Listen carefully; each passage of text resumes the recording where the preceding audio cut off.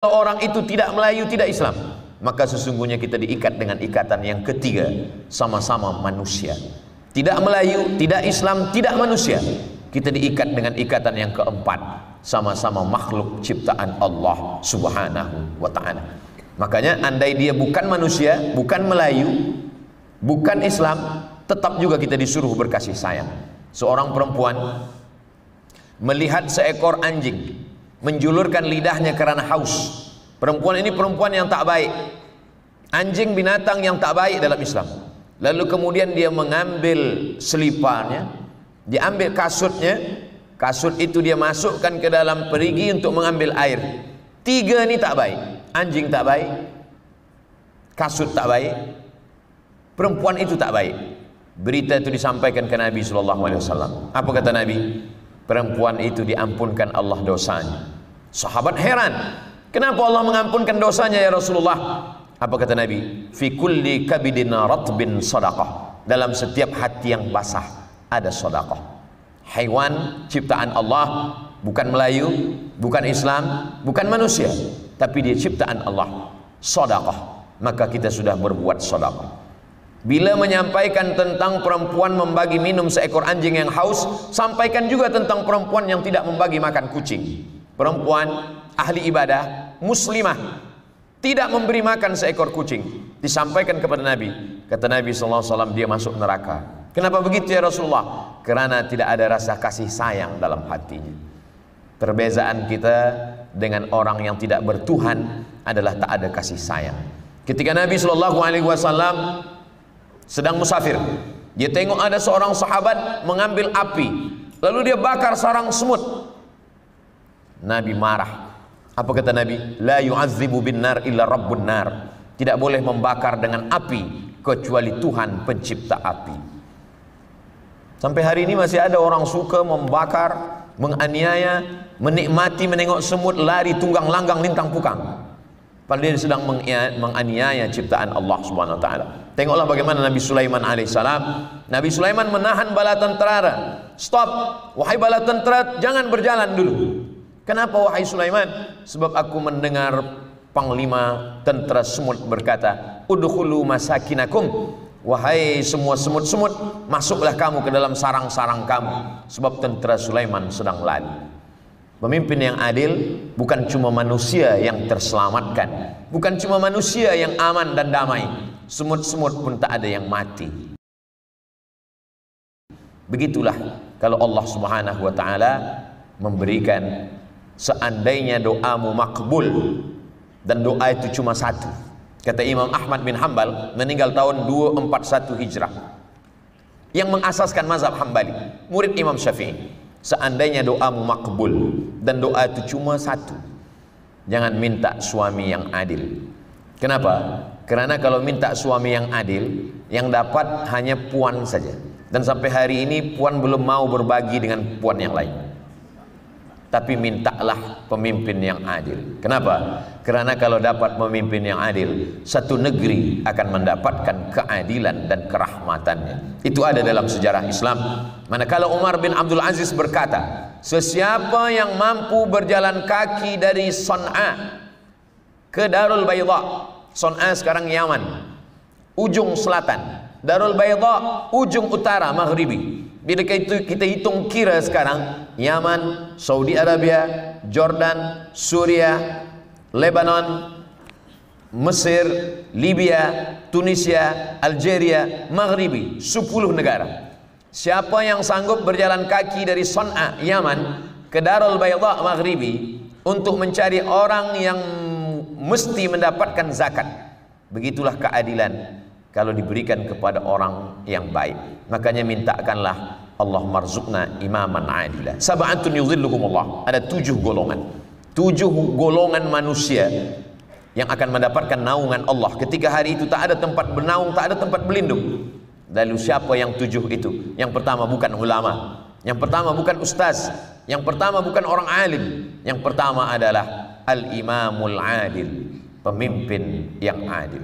Dalam dunia demokrasi, maka pemimpin yang adil dipilih oleh orang yang adil. Orang yang adil memberikan suaranya, one man one vote, memberikan pilihannya. Maka kata Syekh Yusuf Al-Qardawi dalam kitab Min Fiqhid Daulah, ketika orang memilih, maka dia sedang bersaksi di hadapan Allah. Saya Abdul Somad bersaksi di hadapanmu ya Allah, bahwa orang ini saya pilih kerana engkau, bukan kerana yang lain. Ala adullukum ala akbaril kabair. Maukah kamu aku tunjukkan 3 dosa besar di antara yang besar? Yang pertama, al-isyrak, syirik. InsyaAllah kita tidak syirik. Yang kedua, uququl walidain, durhaka kepada orang tua. InsyaAllah kita tak menderhaka. Yang kita khawatirkan yang ketiga, syahadatuz zur, memberikan persaksian palsu. Sebab kita memberikan persaksian, memberikan pilihan bukan kerana Allah, tapi kerana yang lain. Begitulah yang diajarkan oleh Nabi Muhammad sallallahu alaihi wasallam. Tajuk kita cinta negara. Cinta menurut bahasa Arab, makna cinta adalah mailul qalbi ila syai'i, hati condong kepada sesuatu. Itulah cinta. Banyak perempuan, ada Fatimah, ada Aisyah, ada Khadijah, ada Syaimah, ada macam-macam nama, tapi yang teringat satu nama saja, maka itu disebut dengan cinta. Mailul qalbi ila syai', hati condong kepada sesuatu. Banyak sport sukan, ada bola sepak, ada golf, ada macam-macam, tapi hati condong kepada salah satu saja, maka orang akan berkata ini hobi saya. Hobi dari kata hub. Hub adalah cinta. Apakah kalau orang sudah cinta kepada manusia, kepada benda, kepada sesuatu, macam mana cinta boleh membuat orang lupa kepada yang lain? Itu yang dikatakan Nabi SAW, al-hubbu yu'mi wa yusim. Cinta boleh membuat orang buta, boleh membuat orang peka, mohon maaf, tuli. Jadi yang paling susah kita nak bagi nasihat itu adalah pada orang yang sedang jatuh cinta. Orang yang jatuh cinta susah menerima nasihat. Sebab bila kita bagi tahu, dia tak ada nampak yang lain, yang dia nampak hanya yang dia cinta saja. Bila orang sudah jatuh cinta, maka dia boleh gila. Seorang lelaki jatuh cinta kepada seorang perempuan.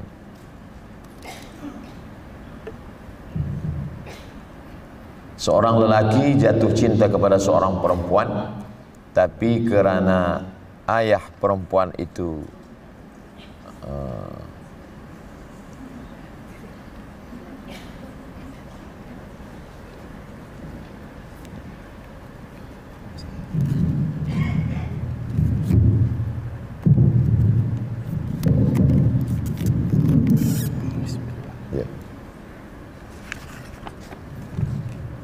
sebab kita tadi sebut pekak, tuli, cinta, dia betul-betul tak terdengar. Dia nak sedang uji kita, betul ke cinta? Ada seorang lelaki bernama Qais. Qais ni jatuh cinta kepada seorang perempuan. Perempuan tu bernama Laila. Maka manakala Qais ditanya orang, dia sedang berada di tepi laut. Qais, apa yang engkau sedang tampak? Kata Qais, aku sedang melihat Laila. Padahal yang dia tengok laut. Jadi nanti bila nampak orang duduk tepi laut, dia terjun ke laut, itu dia memang dia cinta pada Laila. Apa yang kau tengok tengah malam wahai Qais? Kata Qais, yang aku tengok adalah Laila. Padahal yang dia tengok bulan. Begitulah rupanya orang kalau sudah jatuh cinta. Walaupun pada akhirnya Qais tak jadi menikah dengan Laila, sebab ayah Laila tak bersetuju. Akhirnya Qais gila, maka disebutlah dia dengan Laila Majnun. Majnun gila, tergila-gila kepada Laila. Suatu ketika orang bertanya kepada Qais, Alaila turidu amid dunya wa ma fi tawayaha? Qais, kalau engkau disuruh untuk memilih, engkau pilih dunia beserta isinya atau Laila? Qais menjawab, la ghubaru ni'aliha ahabbu ilayya wa ashfa li balwaha. Debu yang menempel di selipar Laila lebih kucinta daripada dunia beserta isi. Ini boleh ditulis untuk status esok pagi. Rupanya orang kalau sudah jatuh cinta, Seorang nenek tua memegang sapu tangan, sudah lapuk, warnanya sudah tidak baru lagi. Kata cucu dia, apalah ini sapu tangan ini dipegang, dicium, banyak dijual di pasar. Kata dia, bukan masalah sapu tangan, tapi siapa yang memberikan sapu tangan. Begitulah rupanya kalau sudah cinta masuk ke dalam hati manusia. Bicara tentang cinta biasa dikaitkan antara lelaki dengan perempuan, orang yang muda belia dengan seorang gadis. Maka sesungguhnya Islam mengajarkan kita kepada cinta yang lebih luas lagi daripada itu. Maka dalam Al-Quran bercerita tentang cinta. Qul, katakan ya Muhammad sallallahu alaihi wasallam, in kuntum tuhibbunallah, kalau engkau memang betul cinta kepada Allah, fattabi'uni, ikuti aku. Jadi yang dulunya cinta kepada manusia, cinta kepada perempuan, cinta kepada kekasih hati, maka manakala Islam datang, dia mengajarkan ada cinta yang baru, cinta kepada Allah. Lalu kemudian ada seorang lelaki berkulit hitam. Dia jumpa dengan Nabi, dia peluk kuat Nabi. Dia menangis. Kata Nabi, kenapa engkau menangis? Kerana rasanya nanti di akhirat aku tak mungkin berjumpa dengan engkau ya Rasulullah. Engkau putih orang Quraisy, aku hitam. Engkau Nabi, aku manusia biasa. Engkau banyak amal penghuni surga, aku banyak dosa. Rasanya aku tak mungkin berjumpa dengan engkau. Kata Nabi, almar'u ma'aman ahab, orang akan bersama dengan siapa yang dia cinta. Jadi kalau kita cinta, kita akan selalu bersama. Ada seorang perempuan cinta kepada suaminya, suami pun juga cinta kepada istrinya. Malang tak dapat ditolak, untung tak dapat diraih. Rupanya yang berkata engkaulah sehidup semati, manakala malaikat maut, engkau hidup aku mati. Tak sama-sama mati. Lepas itu si perempuan menikah lagi. Lalu jamaah bertanya kepada Ustaz, Ustaz Abdul Somad, ya, bila ada seorang perempuan, dia punya ada dua suami. Yang pertama meninggal, selepas itu ada suami. Nanti bila dia mati di surga, dia bersama dengan siapa? Susah juga nak jawab. Tapi bila kita baca kitab Ihya Ulumuddin yang dituliskan oleh Imam Abu Hamid Al-Ghazali, meninggal tahun 505. Kata Imam Al-Ghazali, perempuan itu nanti akan bersama dengan suami yang paling baik akhlaknya. Akhlak itu keluar daripada cinta. Kalau suami itu cinta kepada istri, maka akan baik akhlaknya. Begitu juga dengan istri, kalau dia cinta kepada suami, akan baik akhlaknya. Ada seorang perempuan mengadu kepada saya, Ustaz Abdul Somad, ya, saya pernah pergi ke restoran, tempat kedai makan dengan suami. Bila saya tersilap minum jus itu tumpah, suami saya mengamuk. Apa dia cakap? Keluar binatang dari mulut dia, semua keluar, bukan satu binatang. Tapi bila dia pergi dengan kawan dia buat yang sama, tumpah kopi, tumpah teh tarik. Dia kata, jangan susah hati, kita boleh pesan lagi. Jadi kalau begitu macam mana Ustaz Abdul Somad? Kata saya, mungkin dia lebih cinta pada kawan dia daripada awak. Sebab kalau cinta tidak menyakiti, kalau cinta tidak menyiksa. Al-hub, kata Nabi SAW, membuat orang menjadi tidak merasa lama bersama, membuat orang memberikan apa saja. Ini tentang hub, cinta. Sekarang cinta kepada negara. Apa itu negara? Maka rukun negara ada 5. Yang pertama ada rakyatnya, yang kedua ada kawasannya, yang ketiga ada ulil amri, pemimpinnya, yang keempat ada hukum hakam yang menjadikan pedoman, yang kelima diperakui oleh negara lain, barulah dia disebut sebagai negara. Maka bila 5 rukun negara ini kita pakaikan pada Nabi Muhammad SAW, maka sesungguhnya kelima-limanya itu ada pada Nabi. Ada rakyatnya, itulah dia Muhajirin dan Ansar. Ada kawasannya, itulah dia Makkah dan Madinah. Ada perundang-undangannya, itulah dia Al-Quran dan Sunnah. Ada ulil amrinya, itulah dia Nabi Muhammad SAW, Abu Bakar, Umar, Talhah, Zubair, Aisyah, Usamah bin Zaid, Abdurrahman bin Auf, Zaid bin Thabit. Ada sekretari, ada yang menulis, ada translator yang menerjemahkan khutbah-khutbah Nabi, itulah dia Zaid bin Thabit. Lalu kemudian diperakui oleh negara lain, maka Nabi mengirim surat kepada penguasa Mesir yang saat itu bernama Jirjis, panggilan dia Muqawqis. Nabi berkirim surat kepada penguasa Mesir, Nabi berkirim surat kepada penguasa Persia, namanya yang dikenal dengan Syahid Shah, raja segala raja, Kisra namanya.